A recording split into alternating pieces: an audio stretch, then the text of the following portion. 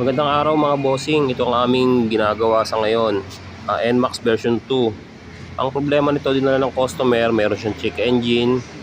Yan, tapos ang andar niya, pupugak-pugak siya. So upon diagnose, ito natin nakita. Ayan siya.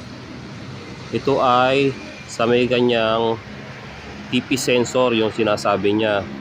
Merong short o wire na naka-ground o open, ganon. So, chinek natin yung mga wire ng TP sensor. Ayan, tinanggal natin throttle body. Bali, chinek na rin namin to, pati yung TP sensor tinanggal natin. Bali, wala tayong makitang problema sa kanya. Okay siya doon. So, kaya dito, nag-decision kami tanggalin tong kaha niya sa harap. Check natin yung wire ng ECU. Baka kasi mamaya, doon naman may putol. Kasi doon sa wala eh. Minsan kasi ang problema, yung mga daga na pagtitripan ito. Kasi ang sabi ng customer, nung gabi pumarada siya, okay pa naman ito. Pero pag paandar niya ng umaga, ganyan na, may check engine na, tapos pupugak-pugak na siya. So ayan, may check engine. So siyempre mag-iisip tayo dyan kung bakit ganon. Ang naka-code sa kanya, TP sensor, siyempre una tayo doon. So ito, trouble ito. Baka ma-experience nyo rin mga bossing, share lang to. Ito na yung wire ng ECU. Ayun, ito meron siyang putol. Meron siyang putol na wire. Ayun muna.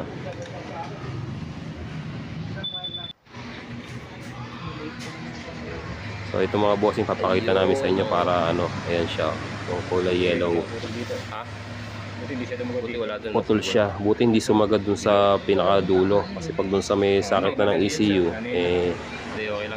malaki-laking problema na yan. Tapos ito dito lang sa may lang. May natira pa siya. Pag ganyan, medyo may dugtong pa natin yan.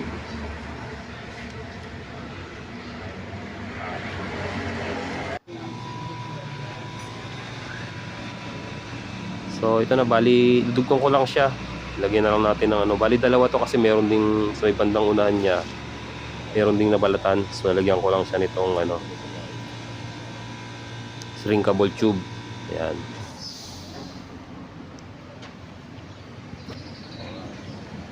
So yun na, tapos lalagyan ko ng shrinkable tube para dun sa kabila naman pagdugtong ko, para medyo maganda-ganda lang yung pagkakadugtong sa kanya.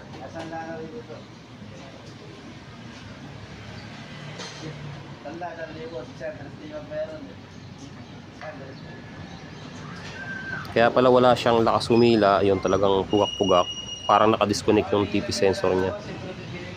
Ganun na ganun, umaandar siya talos minor lang, kahit itodo mo yung piga mo, hindi siya magre-rev, hindi siya mag-RPM. Magagamit mo siya pero gapang, yung parang naka-on yung traction, yung ganun pupugak-pugak.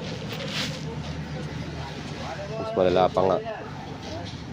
So ayan, medyo mahangin kasi dahil maulan ngayon, kaya ganyan. Alright. So ayan, natugtong na siya. So ayan, parang wala nangyari, di ba? Next natin, nakabit na natin itong kanyang throttle body. Dahil tinanggal natin ito kanina at i-check nga lahat.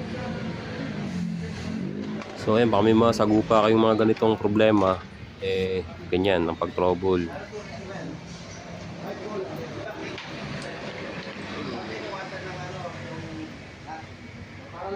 Yan lang siya. So yung ibang wire niya naman, wala namang na-damage. Yun lang talaga isang wire na yun. Mapapansin nyo, kabilaan na yung bukas namin. Talagang binaybay namin yung mga wire niya Makita lang natin kung saan yung maaaring naputol. Kasi nga, wala tayong makitang problema dun sa TP sensor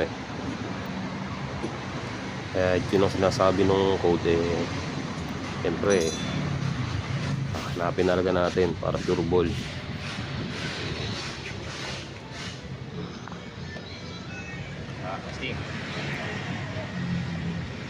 So ayan na, nakakabit na. Check na, that's diagnostic para ma-erase na rin yung niya, memory niya. Reset na natin yung kanyang ECU.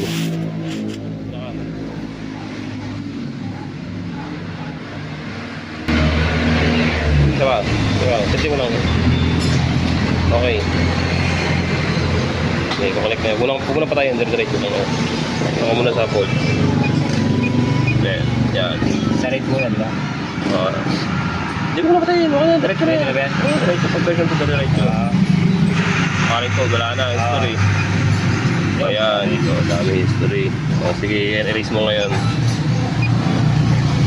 Diretso lang pindot dyan. Ano? Ayun, boss, nawala na. Okay, sabihin na ayos na. Ito ba ako sa rate o 1 nila? Ibig sabihin na fix na. Kasi kanina yan, pag in-erase namin, talagang wala siyang response. Okay lang, wala. Bumabalik lang kaagad. Hindi talaga pala siya mabubura. Nandun lang rin siya kahit i-erase mo. Pero ngayon nabura siya, ibig sabihin na solve na natin yung problema niya.